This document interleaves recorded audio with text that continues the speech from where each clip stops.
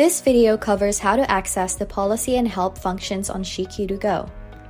To access the policies and documentation on the database, click Help/Support and select the Policies drop-down option. As you can see, all the documentation and policy files are stored here. To access them, such as the safety policy for example, simply click on the Safety Policy option and it will automatically download the file for you or lead you to the document's URL if it's stored online. There are different ways to get help and support on the RCA2GO software. If you select the Help/Support tab again and click Help, you can access many tutorial videos available on the RCA2GO website, and you can learn various features of the software like how to make a cause tree, how to use the zoom in and out function, and so on.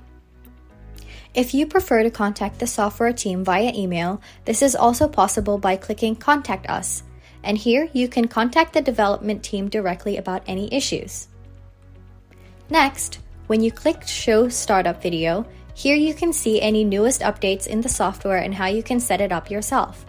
In this case, the latest update is setting up a multi-factor authentication and login setup for your users. Lastly, when you press Key Contacts, you can access a list of the principal contacts within your organization and other information like their department, role, phone numbers, and email. That ends this tutorial about accessing help and policies on RCA2GO. Thank you for listening.